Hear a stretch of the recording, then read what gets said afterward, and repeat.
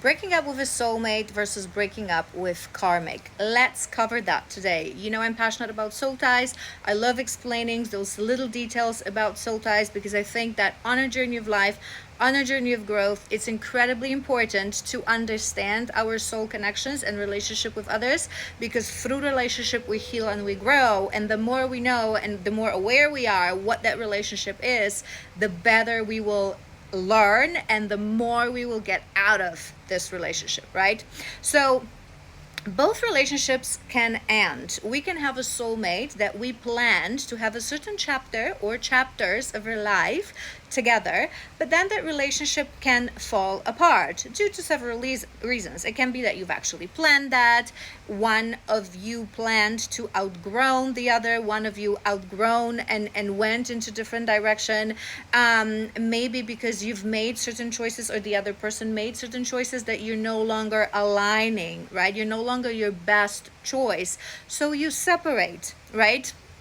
And it's absolutely okay. And with your karmic connection, that can also happen. The moment you realize it's a karmic connection, the moment you realize you've been going through a cycle, a lesson, that connection, the purpose of this connection will break. So it will depend on why you actually decided as a soul to have a relationship with certain soulmate or with certain karmic. So what is the difference the moment we part ways, the moment we break up, right? Breakups are difficult, especially for most of us, for most people that are sitting in their place of ego, that are not truly, I always say this, it's very difficult to reach that moment of full self-awareness, full divine self. I really present my authentic self. I understand what life is about, and I understand it's a lesson. I connect, I don't attach. It's very difficult. So for most of us, it will be a very difficult process, that process of breakup. And even for those of us who are spiritual and awakened and very self-aware, there will be moment of change and a moment of struggle to end that relationship, especially if it was long, right? So the difference is here. When you break up with a soulmate, like I said, every breakup is difficult. So there's always going to be a moment of pain, of emotion, of longing, of sadness, of questioning, was this decision right? Am I doing the right thing? That thing that comes for most people, and I never understand it, and I always try to teach you guys not to have that approach.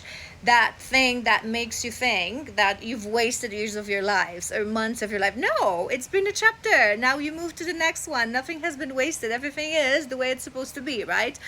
But it's a difficult process. Change, whatever change we're going through, is a difficult process. So there's going to be a little bit of difficulty, a little bit of struggle, a little bit of turmoil, right, in your life at that moment of breakup. But the difference is here. When you break up with a soulmate, once you overcome that difficult period of doubt, of pain, of struggle, right, that moment of breakup, and once you settle in your energy, back in your energy, you will always have a warm feeling towards this person, right? We're going to take a romantical relationship as an example, but it might as well work with a family member or with a friendship, right? You're going to have a warm feeling to this person. Once the pain fades away, you will always have it. And I always say this is the great example when, for example, it's your baby mom and your baby daddy, and you're able to co-parent, right? Because the emotion, the love, the pain, it will fade away. You will heal that. Time will heal that, or you will heal that, and you will be able to maintain that connection with that person. They will be around, they will be your friend, they will be your buddy, maybe not necessarily not on a daily basis, but their energy will not bother you, and you will not have the need to step away from them. If you part ways for certain years and then they come back, like as a boyfriend, you've broken up, and like I said, it was a difficult moment of time, so you part ways, and then a couple of years you meet again, and you can have coffee, you can talk, you can laugh. Oh, remembers those good times.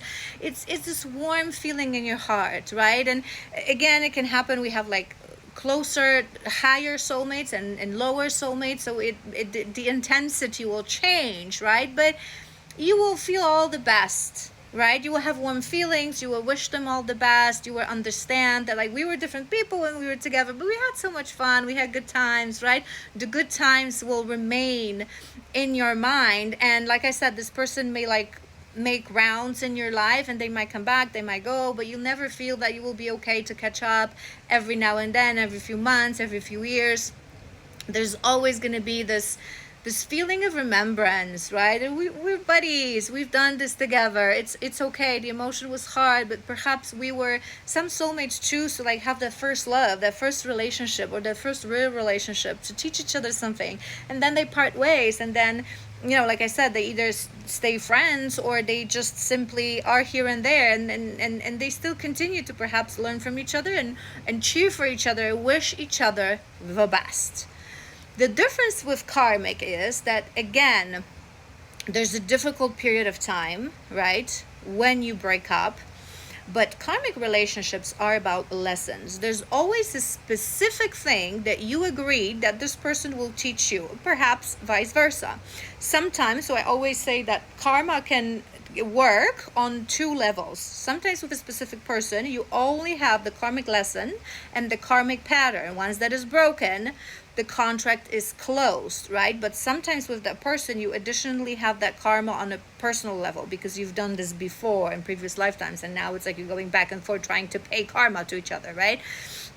So when you break up, there's going to be a difficult period of time, but it's going to be more difficult for you to heal until the moment you actually see the lesson, because that is how we break karmic ties. We learn the lesson, we see the lesson, we understand what was the pattern, we understand what was our mistake, and we break it, we heal from that. So if you're refusing to do that, sometimes people remain after breakup feeling that longing, feeling that pull towards this person. And this is the moment when people sometimes get a little cuckoo and think that this is a twin flame, or think that this person is their person, because they constantly, you think about them and you feel that pull and you feel that longing because you haven't learned your lesson. So that longing, that pull, your source will bring that upon you. Source will make sure that you feel that emotion so you can finally learn that lesson. Sometimes that ex has to come back, sometimes we go back to them, for as long as we learn our lesson. But here's the thing. Once you learn your lesson, you understand your lesson. So the lesson of a pattern, the specific lesson of the karmic lesson that I mentioned, the moment you learn, you let that go, right? This is how we let go a pattern, a karmic pattern. We learn the lesson, we understand, we take accountability. How we let go of a person specifically, we forgive them, we understand. With gratitude, we release them. I don't feel anything negative towards you. I know we agreed for you to do this to me, whatever is it that this person did to you, and for me to do that to you, perhaps because sometimes it worked both way, for us to learn that lesson. And now I understand that, I've learned, I release you. We will not repeat this in any other lifetime. This is how I always say how we release that karmic. No harsh feelings. I forgive you. I let you go fully, right? Not just in words, but you actually embody that energy. So the moment you learn that lesson and you release the pattern, you release the person, they just disappear. You have no further need to have this person in your life. You don't think about them on a daily basis. Whenever they pop up, it's just neutral. Yes, you've released them, so you wish them all the best. You have no negative feelings, but you have no need to catch up. You have no need to know what's going on in their life. You have no need to have coffee. If you do have a child, so they're your baby daddy, baby mama, it's like you're just going to be talking about that child and exchanging that information. You're not going to have any need to be around the energy of that person, because there's no soul connection, right? You, as souls, you're not friends, you're not buddies, you don't love each other as souls. It's just a soul that served the purpose, right?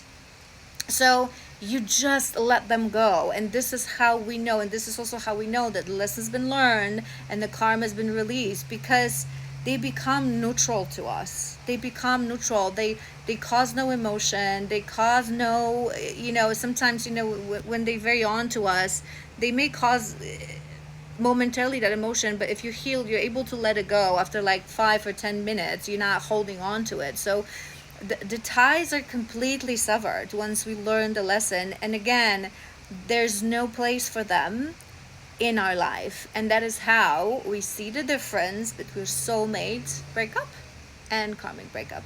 As always, I hope this was helpful, and if you have questions, leave them in the comments. Let me know.